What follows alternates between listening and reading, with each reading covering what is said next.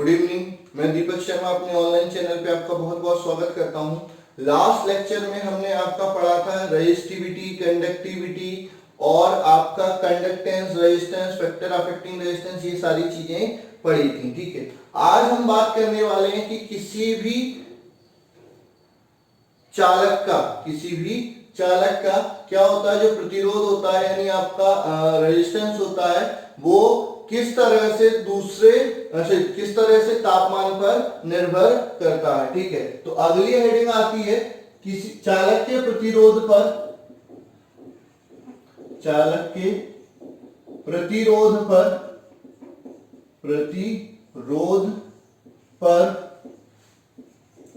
तापमान का प्रभाव। किसी चालक के प्रतिरोध पर तापमान का प्रभाव यानी चालक का जो प्रतिरोध होगा वो तापमान के साथ कैसे परिवर्तित होगा, ये अपन देख रहे हैं कि चालक के प्रतिरोध पर तापमान का प्रभाव। तो सीधी सी बात है, इसमें इतना ज्यादा सोचना नहीं है। सीधी सी बात क्या है कि चालक का प्रतिरोध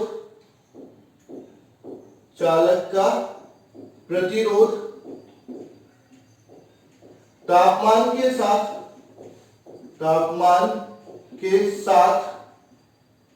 परिवर्तित होता है।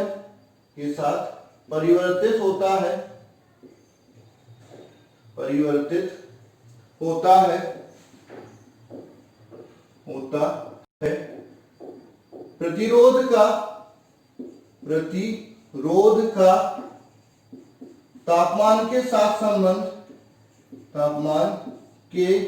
साथ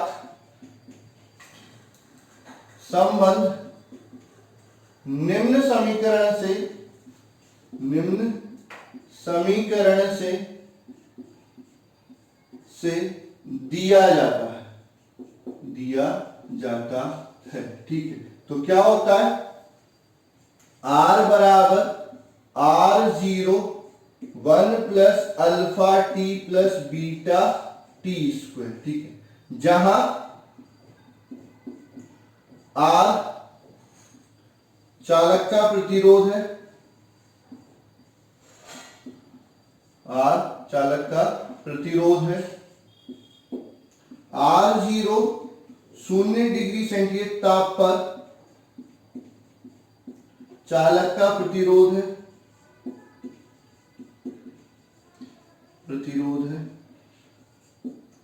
T डिग्री सेंटीग्रेड में ताप का मान है,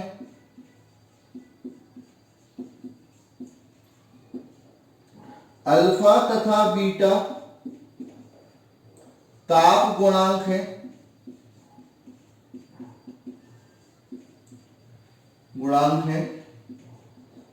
जिनके मात्रक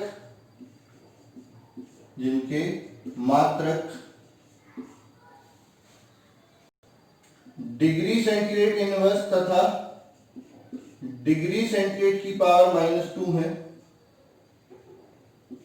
या केल्विन इनवर्स की पावर -2 है।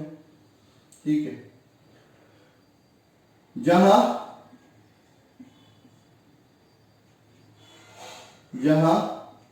बीटा अत्यंत अल्प है, अतः निम्न ताप पर बीटा टी स्क्वायर को नगण्य मान लिया जाता है। ठीक है, वैसे तो समीकरण ये होता है, लेकिन जो लो टेम्परेचर होते हैं या मॉडरेट टेम्परेचर होते हैं, बहुत हाई टेम्परेचर पे आपको ये समीकरण लेना है। सामान्य तापमान जो दिया होता है 100 डिग्री, 200 डिग्री, 300 डिग्री, उस पर ये समीकरण नहीं लेना, उस पर बीटा टी स्क्वायर को क्या कर देंगे, नगण्य कर देंगे। तो आपका जो R बराबर हो जाएगा वो क्या हो जाएगा, R0 1 प्लस अल्फा टी। ठीक है, यहां पर R वही है, चालक का प्रतिरोध है, R0 0 डिग्री सेंटीग्रेड पर चालक का प्रतिरोध है, आपका अल्फा ताप गुणांक और टी क्या है, तापमान किसमें, डिग्री सेंटीग्रेड में, जहां पर अल्फा धनात्मक एवं ऋणात्मक हो सकता है। ठीक है, तो स्टार करके लिखवा देता हूं, चालक के लिए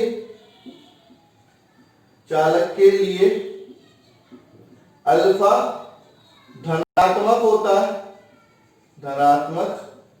है।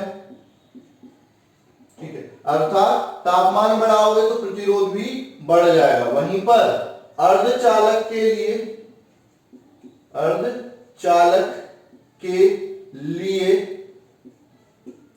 अल्फा ऋणात्मक होता है। ठीक है, तो चालक के लिए अल्फा धनात्मक हो जाएगा और अर्धचालक के लिए अल्फा क्या हो जाएगा, ऋणात्मक हो जाएगा। इतनी चीज आपको समझ में आ गई। अब अपन बात करते हैं बेटा कि क्या होता है, कई बार R और R0 दे देते हैं, T दे देते हैं, अल्फा पूछ लेते हैं। ठीक है, तो अपन बात करते हैं ताप गुणांक की गणना। अगली हेडिंग लिखेंगे ताप गुणांक की गणना, प्रतिरोध के ताप गुणांक की गणना।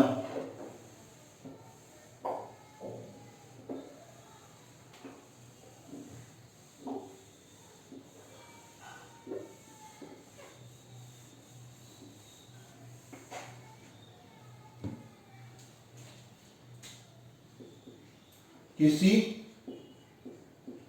चालक के प्रतिरोध के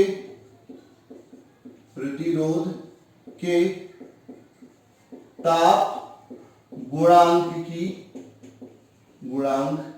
की गणना। किसी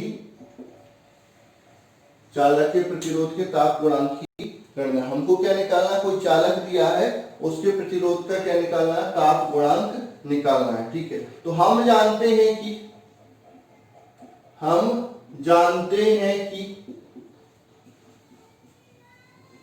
किसी चालक का प्रतिरोध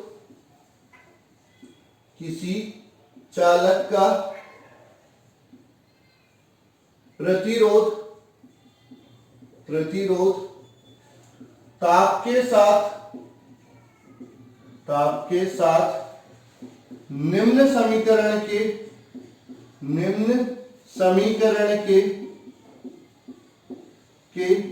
अनुरूप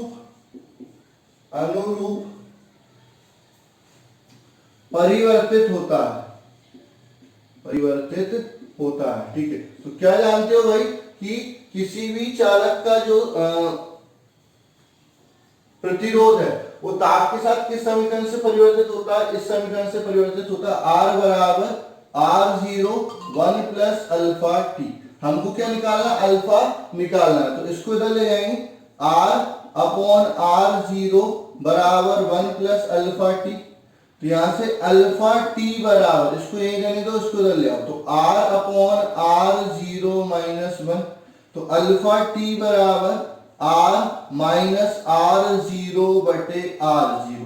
तो आपको तो क्या निकालना था, अल्फा निकालना था, तो अल्फा बराबर क्या हो जाएगा आपका, R minus R0 upon R0 T हो जाएगा, ये अल्फा हो जाएगा। ठीक है, इसमें जो R0 है वो 0 डिग्री सेंटीग्रेड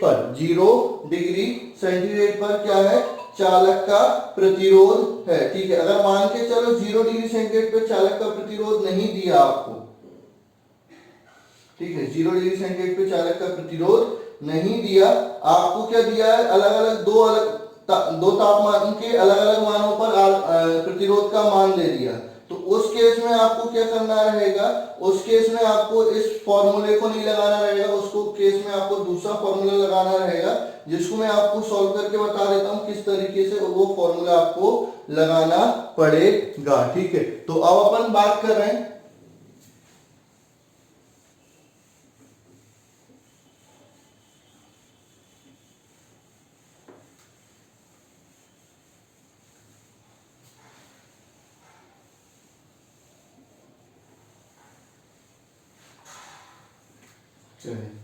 अब अपन बात कर रहे हैं किसकी, ठीक है, यदि T1 तथा T2 ताप पर चालक का प्रतिरोध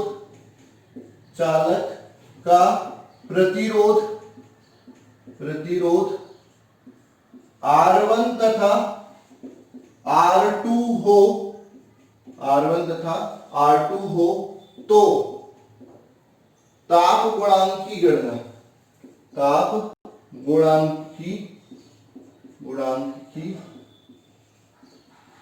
गणना। ठीक है, तो क्या हो जाएगा आपका, सीधी सी बात है, हम जानते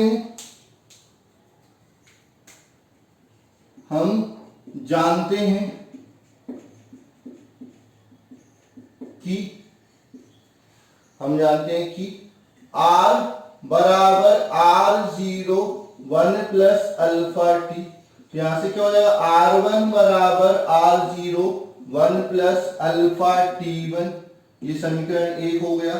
R2 बराबर R0 1 प्लस अल्फा T2, ये समीकरण 2 हो गया। अब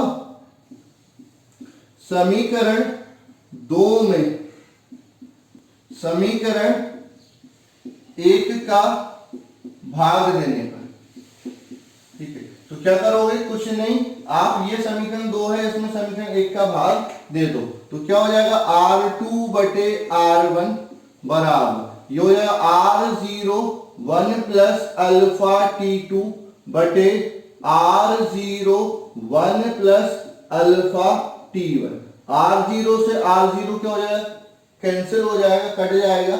उसके बाद अपन क्या करेंगे, क्रॉस मल्टीप्लाई करेंगे, इसका इधर और इसका इधर, तो ये हो जाएगा R2 into 1 plus alpha T1 बराबर R1 1 प्लस अल्फा T2। अंदर मल्टीप्लाई करो तो ये हो जाएगा R2 plus R2 alpha T1 बराबर R1 plus R1 alpha T2। ठीक है, इसको उधर ले लो, तो ये क्या बचेगा, इधर R2 माइनस R1 बराबर R1 alpha T2 minus R2 alpha T1। यहां से अल्फा कॉमन हो जाएगा, ये हो जाएगा R2 माइनस R1 बराबर alpha R1 T2 minus R2 T1। आपको क्या निकालना है, अल्फा निकालना है, तो अल्फा बराबर क्या हो जाएगा, R2 minus R1 upon RT2 minus R2 T1। ये आपका टेम्परेचर कोएफिशिएंट हो जाएगा, तापमान। हाँ, यहाँ पर T जो है वो किसमें, डिग्री सेंटीग्रेड में, केल्विन में नहीं है। केल्विन में तो डायरेक्ट यहाँ पर डेल्टा T मान के और सॉल्व कर लेते, ठीक है, कई लोग इस तरह से भी कर लेते हैं, R बराबर R0 या जो भी टेम्परेचर दिया है 1 plus alpha T, alpha delta T। तो ये जो R0 होता है वो आपको इनिशियल रेजिस्टेंस मान लिया जाता है, और डेल्टा T क्या हो जाता है, चेंज इन टेम्परेचर हो जाता है। क्या हो जाता है, चेंज इन टेम्परेचर। अब आपको ये चीज तो पता चल गई कि चालक हो या अर्धचालक हो, उसका जो प्रतिरोध है वो किस पर निर्भर करता है, तापमान पर निर्भर करता है। तो ऐसी ही एक युक्ति बनाई गई जिसको हम क्या बोलते हैं, थर्मिस्टर बोलते हैं। तो आपसे पूछा जाता है थर्मिस्टर क्या होता है, ठीक है, कितने प्रकार का होता है, उसके अनुप्रयोग क्या होते हैं। ठीक है, तो थर्मिस्टर क्या है, थर्मिस्टर कितने प्रकार का होता है और उसके अनुप्रयोग क्या होते हैं, ये आपसे पूछा जा सकता है। ठीक है, तो अगली हेडिंग लिखेंगे आप, अगली हेडिंग क्या लिखेंगे, थर्मिस्टर। क्या लिखेंगे, थर्मिस्टर। ठीक है, तो थर्मिस्टर क्या होता है, थर्मिस्टर क्या होगा, ऐसी युक्ति जिसका प्रतिरोध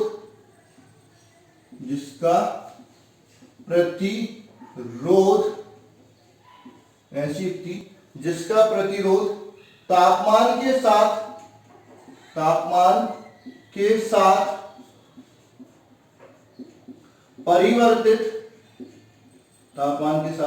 परिवर्तित हो जाता है, हो जाता है उसे थर्मिस्टर कहा जाता है। तो अगर आपसे कोई पूछता है कि भाई थर्मिस्टर क्या है, तो ऐसी युक्ति जिसका प्रतिरोध तापमान के साथ परिवर्तित होता है उसे अपन क्या कहते हैं, थर्मिस्टर कहते हैं। ठीक है, तो कोई भी युक्ति जिसका प्रतिरोध तापमान के साथ परिवर्तित हो रहा है वो क्या कहलाएगा, थर्मिस्टर कहलाएगा। तो अगर आपसे कोई पूछता है कि थर्मिस्टर क्या होता है, तो ऐसी युक्ति जिसका प्रतिरोध तापमान के साथ परिवर्तित होता है उसको क्या बोलते हैं, थर्मिस्टर बोलते हैं। ठीक है, थर्मिस्टर के प्रकार,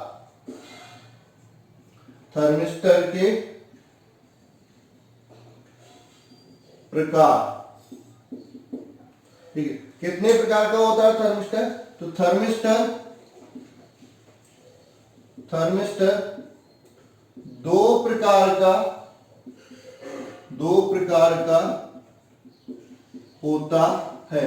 कितने प्रकार का होता है थर्मिस्टर, दो प्रकार का थर्मिस्टर होता है। ठीक है, एक धनात्मक थर्मिस्टर,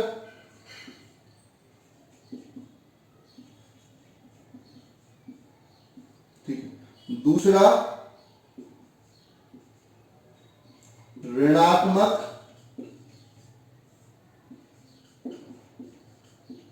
थर्मिस्टर।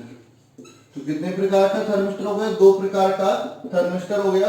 कौन कौन सा, एक धनात्मक थर्मिस्टर और एक ऋणात्मक थर्मिस्टर। तो सबसे पहले अपन बात कर लेते हैं धनात्मक थर्मिस्टर की, बात कर लेते हैं धनात्मक थर्मिस्टर क्या होता है। ठीक है, तो ऐसा थर्मिस्टर जिसका प्रतिरोध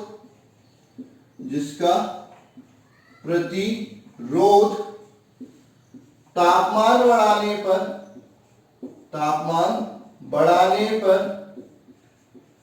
ऐसा प्रतिरोध जिसका प्रतिरोध, ऐसा थर्मिस्टर जिसका प्रतिरोध तापमान बढ़ाने पर बढ़ जाता है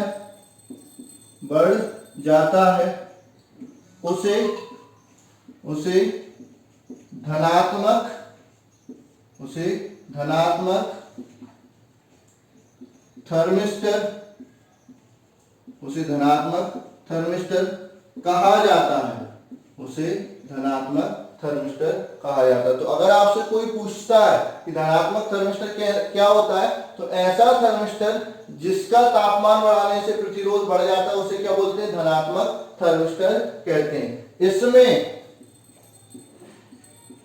ताप गुणांक यानी अल्फा का मान धनात्मक होता है। इसमें ताप गुणांक यानी अल्फा का मान क्या होता है, धनात्मक होता है। ठीक है, उसके बाद अपन बात करते हैं किसकी, ऋणात्मक थर्मिस्टर की। तो क्या होता है, ऐसा थर्मिस्टर जिसका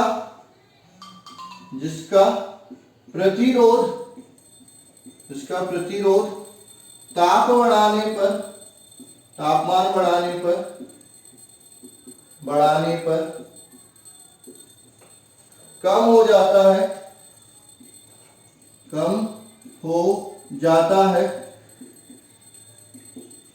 उसे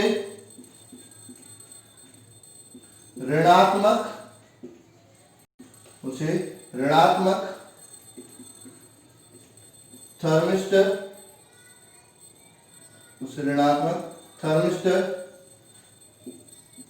कहा जाता है। इसमें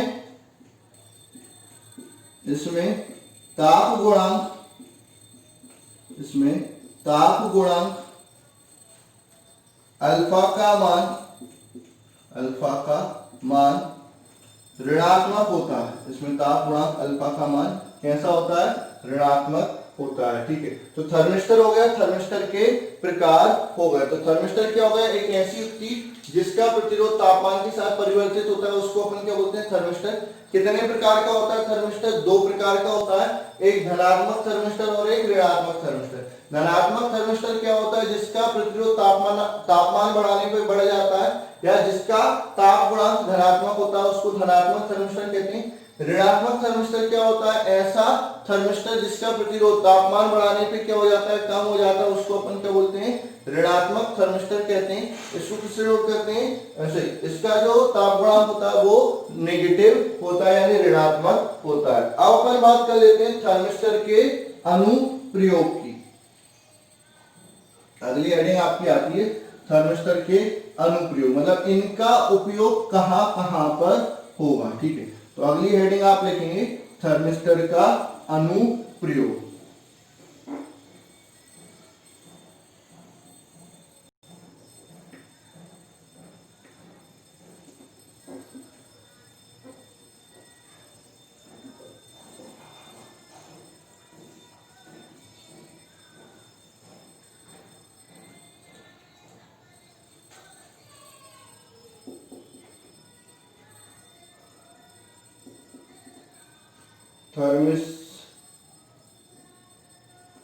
थर्मिस्टर के अनुप्रयोग। ठीक है, और इसका उपयोग कहां कहां पर होता है? ठीक है, पहला इसका उपयोग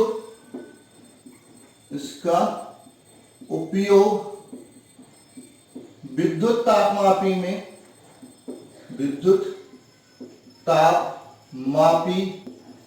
में किया जाता है।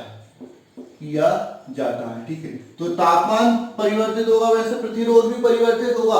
प्रतिरोध परिवर्तित होगा तो धारा भी परिवर्तित होगी। तो अगर अपन धारा को माप लेंगे उसी के अनुसार तापमान का माप भी बता देंगे। तो इसका उपयोग विद्युत तापमापी में किया जाता है। ठीक है, दूसरा इसका उपयोग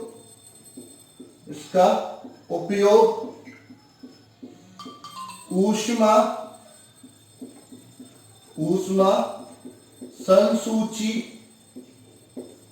संसूची युक्तियों में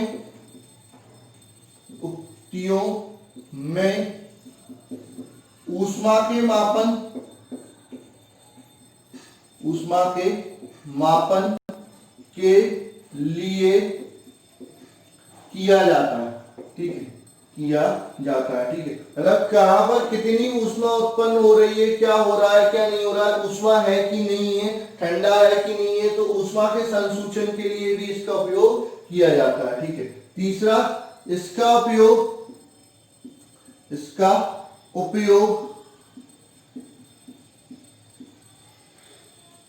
अग्नि अलार्म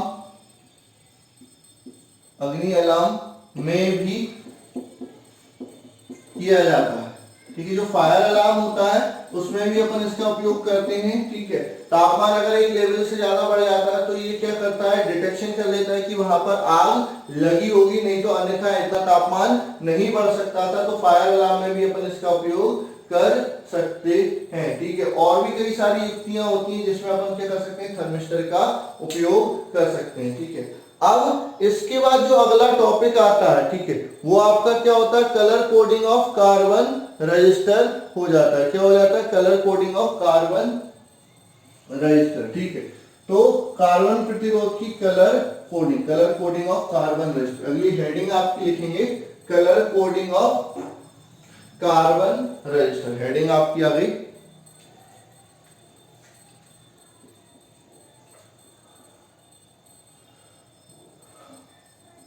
कार्बन प्रतिरोध का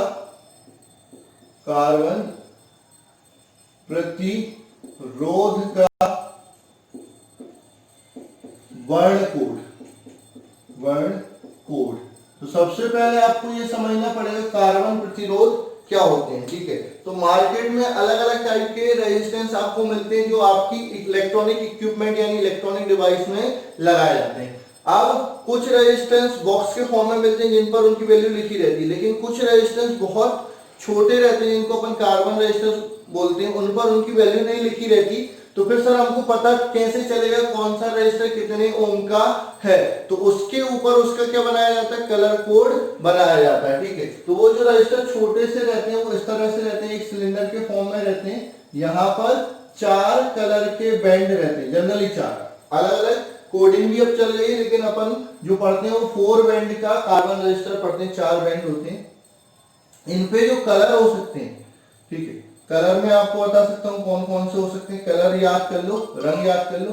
फिर फर्स्ट बैंड क्या बताता है, पहला बैंड मतलब पहली जो पट्टी आती है वो क्या बताती है, सेकंड बैंड वो क्या बताती है, थर्ड बैंड क्या बताता है, और फोर्थ बैंड क्या बताता है। ठीक है, तो कलर अपन ऑर्डर वाइज याद करेंगे, जिससे कि अपन इजीली वैल्यू याद कर सकते हैं या टेबल याद कर सकते हैं। तो इसको अपन याद कैसे करते हैं, B B Roy, BB Roy, great Britain, very good wife.